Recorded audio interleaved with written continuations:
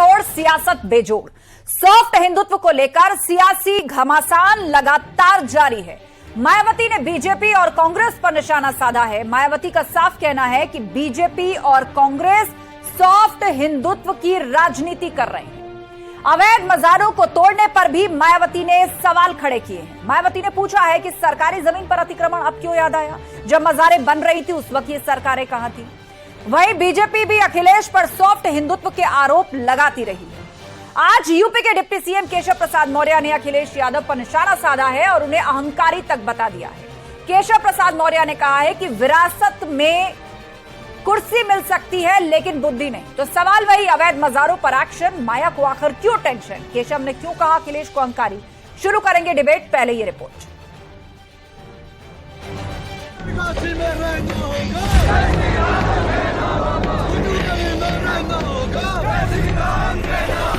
कतई बर्दाश्त नहीं कर पाएंगे कि हमारे जो ये लव जिहादी मामले चल रहे हैं, हम इनको कतई बर्दाश्त नहीं करेंगे। सॉफ्ट हिंदुत्व की होड़, सियासत बेजोड़।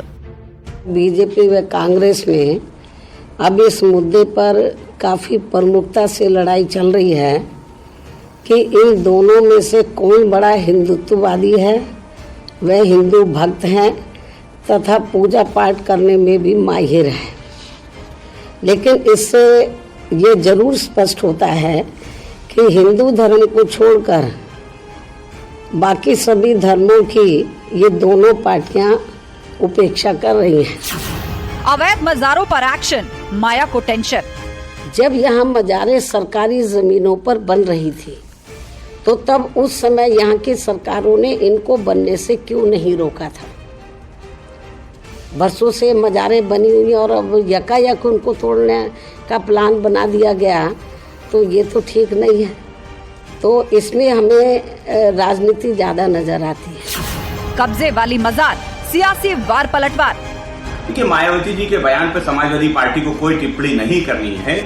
जहां तक भारतीय जनता पार्टी की सरकारों का सवाल है, उत्तराखंड में सरकार से अगर सवाल पूछा जाता है रोजगार को लेके, महंगाई को लेके, तब वो मजारों की बात करते हैं, वो धर्म परिवर्तन की बात करते हैं। इस तरीके की राजनीति केवल भारतीय जनता पार्टी कर सकती है। जो गलत है वो तो टूटेगा ही, चाहे किसी का भी हो।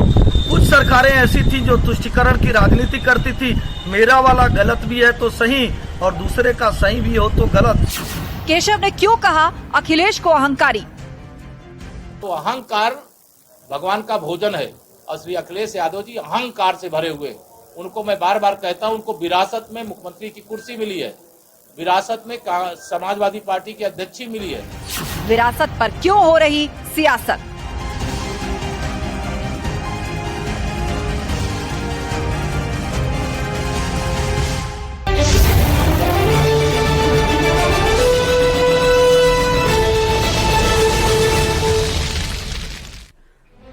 और सॉफ्ट हिंदुत्व पर शुरू हो चुकी है हार्ड सियासत। चर्चा के लिए गेस्ट पैनल हमारे साथ जुड़ चुका है। अनिला सिंह जी हैं, प्रवक्ता बीजेपी। धर्मेंद्र सिंह जी जुड़ गए हमारे साथ, नेता समाजवादी पार्टी।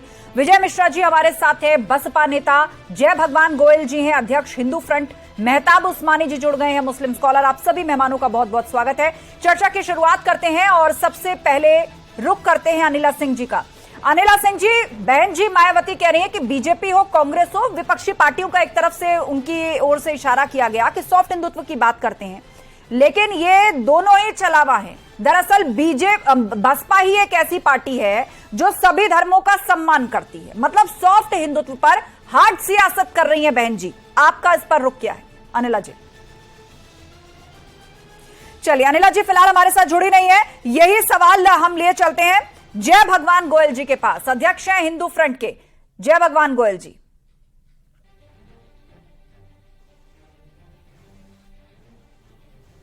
आप तक आवाज पहुंच रही? जय भगवान गोयल जी, उनसे चर्चा करेंगे, लेकिन मेहताब उस्मानी जी का उससे पहले रुख कर लेते हैं। मुस्लिम स्कॉलर हमारे साथ हैं। मेहताब जी, कई तरह की बातें आज बहन जी ने कही। ये सॉफ्ट हिंदुत्व और हार्ड सियासत का तो सवाल है ही, लेकिन उसके साथ ही उत्तराखंड में जो अवैध मजारों पर कार्रवाई चल रही है, उखाड़ा जा रहा है और अंदर से खाली मजारें निकल रही हैं, उसको लेकर बहन जी ने स्टैंड लिया है कि ऐसा करना गलत है। ये तो अवैध कब्जा है। कुछ भी कर सकते और उत्तराखंड में जोर जबरदस्ती कर चल रही है। किसी भी की मजार तोड़ देंगे, किसी को जान से मारने की धमकी दे देंगे, किसी को कहेंगे दुकान खाली कर दो, किसी को कुछ कहेंगे।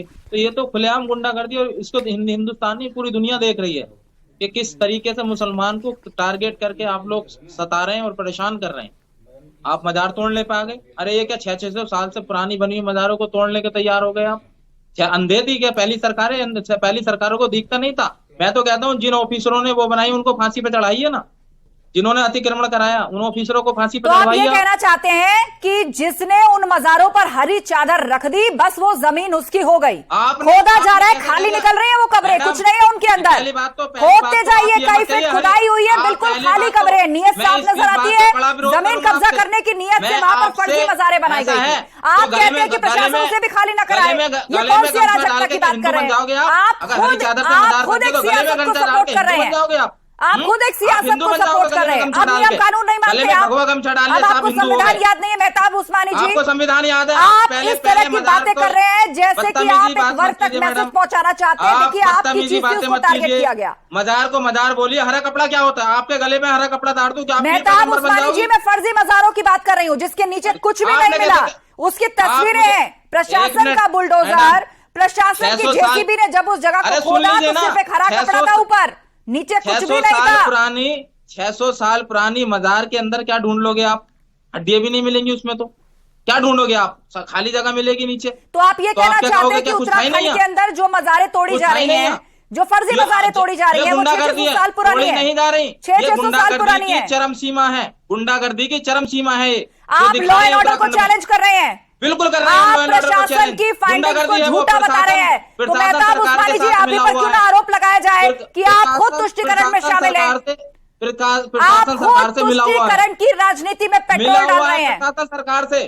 सरकार से मिला हुआ है प्रशासन, हम खुलेआम कहेंगे इस बात को। ठीक है, आपने अपनी बात रख दी। जय भगवान गोयल जी, आप तक आवाज पहुंच रही है मेरी?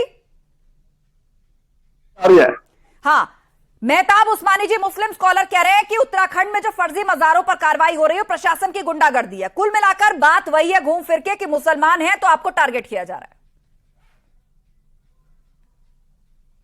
देखिए, कब्जा करने के उद्देश्य से जो मजारें जगह जगह बनाई गई हैं, आज उनको हटाया जा रहा है। और आज जिस तरह से मुस्लिम कट्टरपंथी हिंदुस्तान में वातावरण खराब कर रहे हैं, आज पूरी दुनिया देख रही है।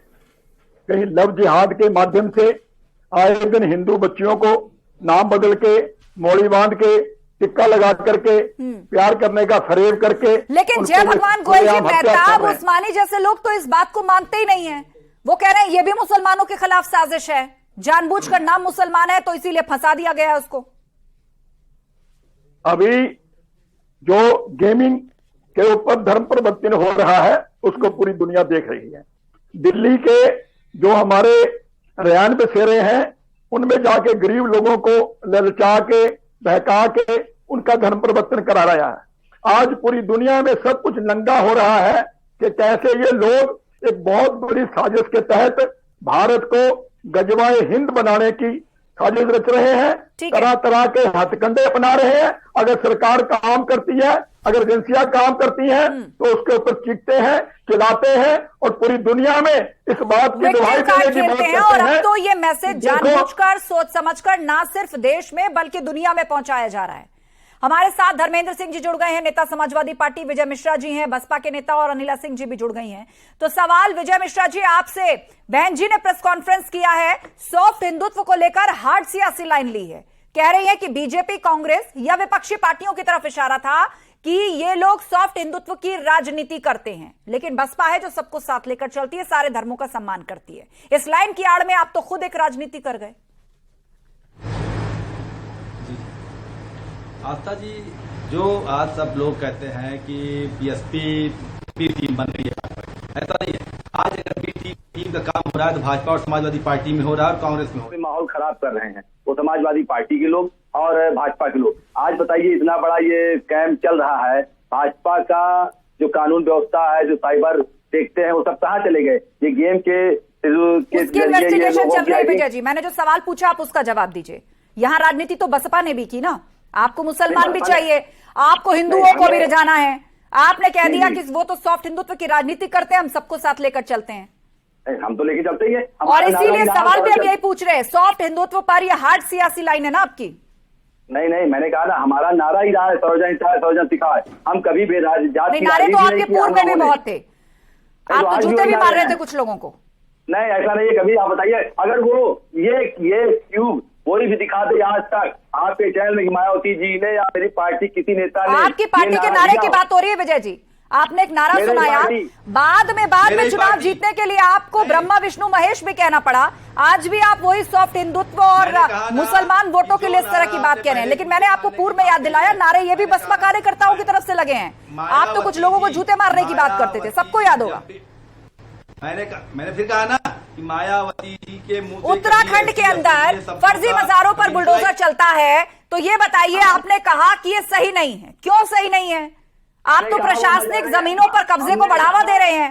यूपी में भी आपने सरकार चलाई है, भाजपा यही तो कहती है भूमाफिया पले आप लोगों के राज में, सपा पर भी यही आरोप लगता है।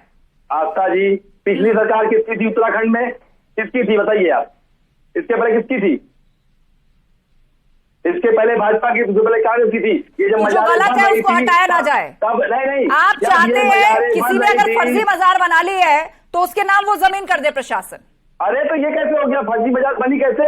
आपकी 5 साल सरकार, आप सवाल उठा रहे हैं कि वो बनी ही क्यों? ठीक है, वाजिब सवाल है आपका, ये सरकारी जिम्मेदारी। लेकिन अब बन गई तो क्या जन्म जन्मांतर उसको सौंप दी जाए वो जमीन? ये बताइए, सरकारी कार्रवाई गलत कैसे हुई? आप गलत को सपोर्ट कर रहे हैं अपनी राजनीति के लिए विजय जी। ठीक है, धर्मेंद्र सिंह जी, भाजपा लगातार कहती है कि भूमाफियाओं को सबसे ज्यादा संरक्षण मिला है पूर्व में जिन पार्टियों की सरकारें थी। आज बहन जी ने कह दिया उत्तराखंड में मजारों पर कार्रवाई गलत है। देखिए, 2 महत्वपूर्ण बात है। जब केंद्र में भारतीय जनता पार्टी की सरकार है, उत्तर प्रदेश उत्तराखंड में है, जब इनको ये लगता है कि जनता महंगाई से, बेरोजगारी से, भ्रष्टाचार से त्रस्त हो गई, कानून व्यवस्था पस्त हो गई है, तो इस तरह के मुद्दे ले आते हैं। कहीं मजार, मंदिर और धार्मिक भावनाओं जबरदस्ती करने की नहीं। सवाल ये है कि चाहे मस्जिद हो चाहे मंदिर हो, कार्रवाई एक समान होना चाहिए। मैं नहीं कहता हूँ कि कानून मंदिरों को भी शिफ्ट करवाया गया उत्तर प्रदेश के अंदर। धर्मेंद्र जी, आपको याद होगा लाउड स्पीकर जिस तरह से उतरवाए गए, सबसे पहले मंदिरों से हटवाए गए थे। मेरी बात सुन ले। आज अगर सही से जांच हो जाए तो उत्तर प्रदेश के मुख्यमंत्री जी का जो महत्वपूर्ण मठ है, शायद ही उसका न नक्शा पास होगा, न कोई उसकी प्लानिंग होगी, और हो सकता है जमीन भी उस जमाने में किसी की दी हुई हो या सरकारी हो। मैं दावे से नहीं कह रहा हूं कि ये क्या हो। चलिए फिर कहिए भी मत ना, जिस फैक्ट को लेकर आप खुद ही पूछ नहीं है तो उसका जिक्र क्या करना? इससे भ्रम फैलता है, इससे भ्रम फैलता है। धर्मेंद्र जी, आप मुझे एक सिंपल सी बात का जवाब दीजिए, सिंपल सी बात का जवाब दीजिए। आज बहन जी ने कहा है बीजेपी हो, कांग्रेस हो या विपक्षी पार्टियां, वो सॉफ्ट हिंदुत्व की राजनीति करते हैं। आप भी लगभग उसी ट्रैक पर है। नहीं, हम कभी सॉफ्ट और हार्ड के चक्कर में नहीं पड़ते। मैं चाहता हूं भारत के संविधान को हम लोग मानने वाले, और भारत का प्रत्येक नागरिक एक अच्छा नागरिक हो, इसकी परिकल्पना करते हैं। इसके लिए कानून का राज स्थापित हो। रही हिंदू मुसलमान की बात, एक हिंदू एक अच्छा हिंदू हो, एक मुस्लिम एक अच्छा मुस्लिम हो, और भारत के कानून, और सभी भारत का कानून माने, भारत का संविधान माने। और मेहताब उस्मानी जी हमारे साथ मुस्लिम स्कॉलर थे, वो डिस्कनेक्ट हो गए थे, मुझे लगता है जुड़ गए होंगे। लेकिन उससे पहले अनिला सिंह जी का रुख कर लेते हैं। अनिला सिंह जी, आपने विपक्षी पार्टियों के आरोप सुने, और मुस्लिम स्कॉलर तो चीख चीख के यही मैसेज पहुंचा रहे हैं अपनी कौम के पास कि देखिए ये मजारों पर एक्शन नहीं, ये तो गुंडागर्दी चल रही है, और बहन जी कह रही हैं कि हाँ गलत है। जी, मेरी सबको राम राम। और यहाँ पे 2 बातें कहूंगी। सबसे पहली बात तो सॉफ्ट हिंदुत्व कुछ नहीं, हिंदुत्व हिंदुत्व है, ना सॉफ्ट ना हार्ड हिंदुत्व है। उसका कोई किसी में जरूरत नहीं है कि हिंदुत्व को कोई नाम दे दे। ठीक है, बहुत हो चुका हिंदुत्व का अपमान इस भारतवर्ष में, अब नहीं होगा और ना हम होने देंगे।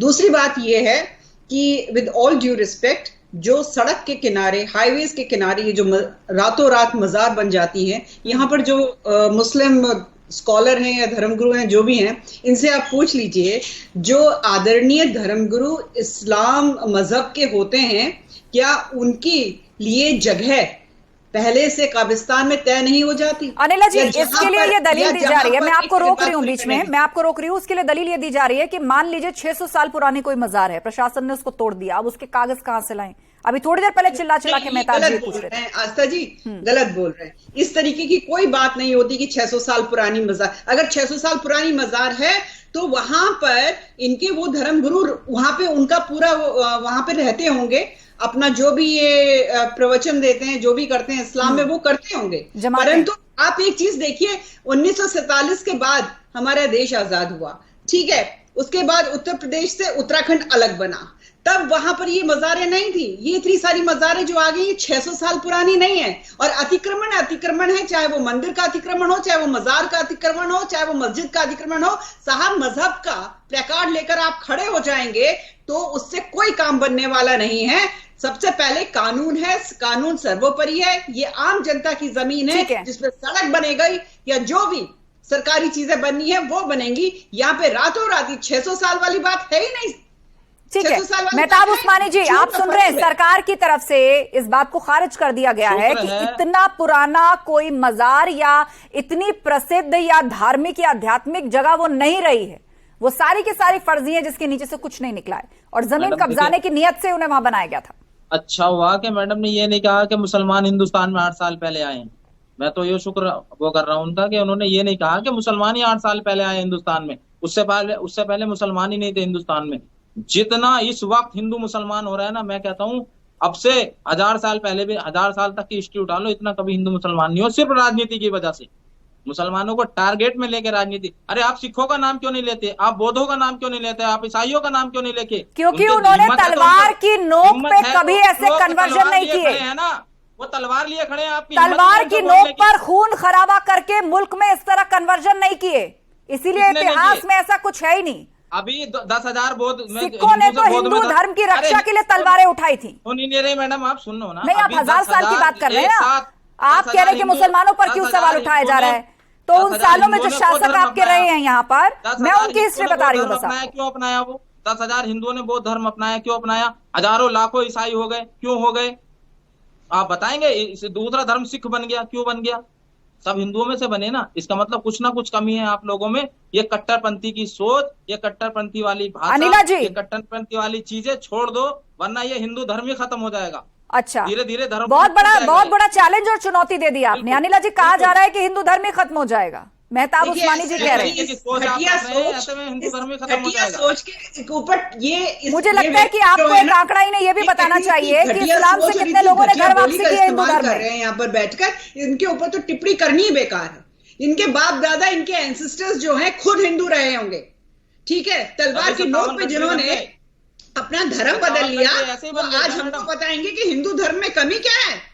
बिल्कुल, जो आपने पूर्वज थे उनमें क्या कमी थी भाई? तो हिंदू धर्म था शुरू में, फिर उसमें से टूट गए इतने धर्म क्यों बन गए? उसको कमी होगी ना, क्या कमी रही थी? किसके लोग में, इसमें तभी तो इतने धर्म बन गए। इन्होंने इस्लाम धर्म को कबूल लिया। अरे चुप होकर बैठिए, तमीज नाम की चीज नहीं है। मेहताब उस्मानी जी, जवाब सुनिए, वरना आपके अभी शिया और सुन्नी को लेकर बहस शुरू हो जाएगी। एक सवाल, सिर्फ एक सवाल, मैम आप जवाब दे देना। सवाल आप होते कौन है सवाल करने वाले? मुहर्रम कौन मनाता है आपके यहाँ पे? मेहताब उस्मानी, मुहर्रम क्यों मनाते हैं आपके यहाँ पर? कौन मनाता है? शिया मनाते हैं, सुन्नी मनाते हैं, क्यों नहीं मनाते सुन्नी? समाजवादी पार्टी के कोई प्रवक्ता बैठे हुए हैं पैनल पे? हिंदू मुसलमान सारे मुसलमान मनाते हैं मुहर्रम, कोई दिक्कत नहीं। उठाकर चल दिए राजनीति। मेहताब जी, जवाब सुन लीजिए, आपको बहुत बातें चुप जाएंगी फिर यहाँ पर। सिखा दिया था। और ये डिबेट किसी के धर्म या उसकी पर्दे निकाल करके उसकी चर्चा के लिए नहीं है। यहाँ कानूनन बात की जा रही है, लेकिन जिक्र मजार का है, तो इसीलिए अब आप धर्म पे उतर आएंगे, इसीलिए आप हिंदू मुस्लिम पर उतर आएंगे। अरे कितने ही मंदिर थे जिनको हटवाया गया है। किसी से ये कहते सुना क्या कि क्यों प्रतिमाओं को प्रवाहित करवा दिया गया, क्यों शिफ्ट करवा दिए गए मंदिर? सिर्फ जवाब मांग रहा हूं कि लेकिन अवैध अतिक्रमण पर प्रशासन की जेसीबी मजारों को क्यों खोदने लगी? इसलिए आपने मुसलमानों को खतरे में बता दिया। अरे प्रशासन, जब आप टारगेट ही मुसलमान को कर रहे हैं, हिजाब का लोगे तो मुसलमान, मजारों का लोगे तो मुसलमान, मदरसों का लोगे तो मुसलमान। मदरसों में क्या हुआ है मेहताब जी? कितने लोगों की नागरिकता चली गई? सीए को लेकर भी आपने बवाल मचाया था, कितने लोगों की नागरिकता चली गई? बताइए मुझे, कितने साल पुरानी बात हो गई? आज आप भी यही टीवी डिबेट कर रहे हैं ना साथ में बैठ के। किसने आपको देश छोड़ने के लिए कह दिया? अरे आप इस तरह की हरफन मौला बातें करके, एक मिनट, हरफन मौला बातें करके भड़काने का प्रयास मत करिए देश की जनता को। शांति की बात कर रहे हैं तो बातों से, दलीलों से भी शांति ही आनी चाहिए। ठीक है मेहताब उस्मानी जी, 1 सेकंड मैडम, बस 5 सेकंड बात खत्म करिए, उसके बाद जय भगवान गोयल जी। एक पशु चराने के लिए जंगल में गया और वहां पे उसको मारा और उसके पशु भी चोरी करके ले गए, सिर्फ नमाज पढ़ रहा था वो जंगल में बैठ के। ये हाल है उत्तराखंड का। आप कैसी बात कर रहे हो? चोरों के खिलाफ पुलिस को कार्रवाई करनी चाहिए, आपको मांग करनी चाहिए। मौजूद थी, क्या किसी ने धर्म की आड़ लेकर उसके हत्यारों को बचाया? मेहताब उस्मानी जी, ठीक है, जय भगवान गोयल दे दीजिए। आस्था जी इनको मिर्जापुर का उदाहरण दीजिए, किस प्रकार से एक मुसलमान टैक्सी ड्राइवर ने एक अपने पैसेंजर को, क्योंकि उसने रोका कि आप प्रधानमंत्री और मुख्यमंत्री और मुख्यमंत्री के खिलाफ कुछ सुनने से इनकार कर दिया तो गाड़ी से कुचलकर उसकी हत्या कर दी गई। ड्राइवर ने मेहताब उस्मानी जी पैसेंजर को इसलिए मार डाला क्योंकि उसने कहा कि आप भाई प्रधानमंत्री और मुख्यमंत्री की इतनी बुराई मत करो। केवल इतना कहने पर एक मुसलमान टैक्सी ड्राइवर ने अब आप नहीं सुनेंगे क्योंकि ये बात आपके पते की नहीं है, ये बात आपने सूट नहीं करती। चले हिंदुओं के ऊपर, यहाँ पर आप एक्यूज साबित हो जाएंगे। विक्टिम कार्ड कैसे निकालेंगे मेहताब उस्मानी जी? जय भगवान गोयल जी बोलिए। ठीक है, बात आ गई आपकी, सबको बोलने दीजिए। मेहताब जी सबको बोलने दीजिए। जय भगवान गोयल जी। देखिए, जिस तरह की ये बातें करते हैं, आज सब कुछ देखा जा रहा है। जितना आतंक आज पूरे देश में इन्होंने मचा रखा है, उससे सब लोग त्रस्त हैं। आज भारत तरक्की कर रहा है, आज पूरा विश्व भारत का सम्मान कर रहा है। आज हमारे प्रधानमंत्री की जगह जगह पर चर्चा हो रही है। आज हम विश्व गुरु बनने जा रहे हैं और ये लोग हिंदुस्तान को कहां ले जाके जाना चाह रहे हैं? जगह जगह पर कब्जे करके मजारें खड़ी करते हैं। आए दिन चुन चुन के हिंदुओं की बेटियों को मार रहे हैं। अभी हाल ही में साक्षी नाम की लड़की का, 16 साल की बच्ची का साहिल खान ने 20 चक्कू मार के पत्थरों से, ठीक है,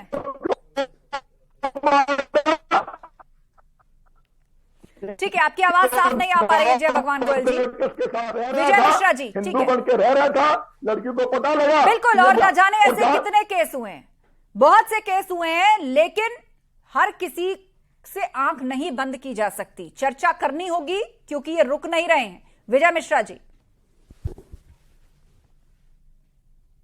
आवाज पहुंच रही है? विजय मिश्रा जी, गवर्नमेंट से ये मांग करूंगा। सबसे मैं सोच चुका हूं और मैं आपसे फिर निवेदन करूंगा, जब मैं बोलूं थोड़ा मुझे समय दे दीजिए, क्योंकि सारा समय आप ले लेती हैं तो हम लोग बात आ नहीं पाती। 20 या सेकंड। तो जनता आपकी बात सुन ले या तो हम लोगों की बात सुन ले।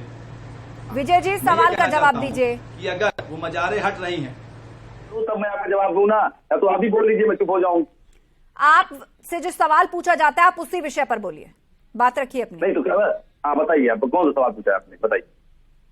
सवाल मेरा यह है कि आपने मजारों पर कार्रवाई का विरोध करके एक नई तरह की राजनीतिक बहस को छेड़ दिया है, जहां पर मैसेज ये जा रहा है कि आप लोग खुद एक पर्टिकुलर वोट बैंक को साधने के लिए ऐसी बातें कह रहे हैं, जबकि बात ये होनी चाहिए थी जो कानून गलत है वो गलत है। बोलूं? बोलिए, सवाल सुन लीजिए, उसके बाद आप ही को बोलना है। मैंने सुन लिया, मैंने सुन लिया, मेरी पूरी बात सुन लीजिएगा, तब उसमें आप काउंटर लगाइएगा। मजार तोड़ने का हमारा विरोध नहीं, अवैध मजार तोड़ी जाए, लेकिन अगर एक तरफ से सारी मजारें तोड़ी जा रही हैं बिना जांच पड़ताल किए, तो और ये चीजें कब होती हैं? जब आपको चुनाव आता है। जैसे चुनाव आएगा वैसे आप हिंदू मुस्लिम मंदिर मस्जिद ज्ञान वापी मंदिर और ये सब चीजें करते हो। अरे आपको करना था तो आप तो करते, प्रक्रिया आपकी, सरकार आपकी, आप करो, अवैध कब्जे जहां भी वहां हटाओ, कोई नहीं रोकता। लेकिन आप जब एक तरफा एक चीज पर कार्रवाई करते हो तब ये गलत होता है। ठीक है, हम लोग या हमारी पार्टी किसी भी अवैध कब्जे के पक्ष में नहीं रहती। हमारी सरकार में भी अवैध कब्जे हटाए गए, हमने पूरी जेल हटा के वहां फर्ज बना दिया और एक अच्छी जेल दे दी मोहनलालगंज में। तो हम लोग अवैध कब्जे को हटाने के विरोध में नहीं, लेकिन सरकार आपकी है, आप योजनाबद्ध तरीके से प्लान करिए, उसे हटाइए। लेकिन जब चुनाव आता है तो आप ये हिंदू मुस्लिम करके सांप्रदायिक मत फैलाइए, हिंदू अलग हो गया मुस्लिम अलग हो गया। 20 सेकंड नहीं, मैंने आपको 30 सेकंड दिए। ठीक है, बात पूरी हो गई आपकी। अब इस बात का जवाब देंगे अनिला सिंह जी। अनिला सिंह जी, सबसे पहले तो एक एक करके उन घटनाओं को खारिज कर दिया गया है जो हाल ही में हुई है, और सियासी राजनीति में केवल धर्म हिंदू मुस्लिम करने का आरोप सिर्फ भाजपा पर लगाया जा रहा है, वो भी इसलिए क्योंकि चुनाव आ रहे हैं। क्योंकि ये सारी की सारे राजनीतिक दल जो है तुष्टीकरण की राजनीति करती हैं, और भारतीय जनता पार्टी जो है सत्य के साथ, सही के साथ हमेशा खड़ी रहती है। और इसीलिए क्योंकि इनको ये चुभता है, अभी तक इनकी आदतें इतनी बिगाड़ दी गई थी कि चाहे आप गलत करें चाहे आप सही करें, सरकार आपका साथ देगी। मैंने देखा है समाजवादी पार्टी के समय किस प्रकार से हिंदू लड़कों को टारगेट किया जाता था, गलती कोई करता था परंतु थानेदार की हिम्मत नहीं होती थी कि जिन मुसलमान लड़कों ने गलती करी है उनके खिलाफ FIR दर्ज हो जाए। हिंदुओं को जेल में ठूस दिया जाता था। ये तुष्टीकरण की राजनीति होती थी। ठीक है, धर्मेंद्र सिंह जी से एक लास्ट कमेंट ले लेते हैं। डिबेट अंतिम पड़ाव में लास्ट कमेंट धर्मेंद्र सिंह जी। सपा पर आरोप लगा है कि हिम्मत नहीं थी, उसको कहते थे तुष्टीकरण, उसको कहते थे हिंदू मुसलमान की राजनीति। देखिए, दो महत्वपूर्ण बात है। पहले तो किसी को किसी के धर्म पर टिप्पणी करने का अधिकार नहीं है, ये बात गलत है, नहीं करना चाहिए। दूसरी, अनिला सिंह जी बड़ा सफाई से भाषण दे रही थी, राजनीतिक भाषण नहीं है।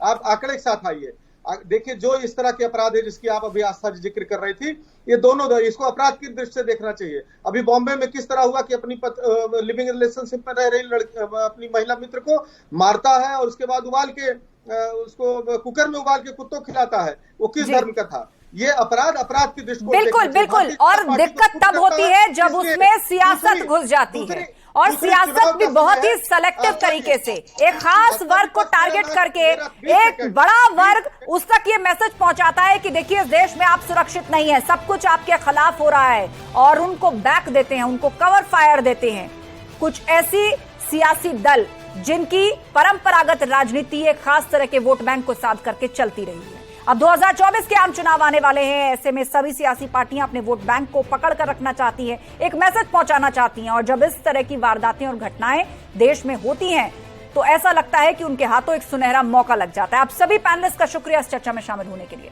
महाबहस में इतना ही, खबरें जारी हैं, बने रहिए हमारे साथ।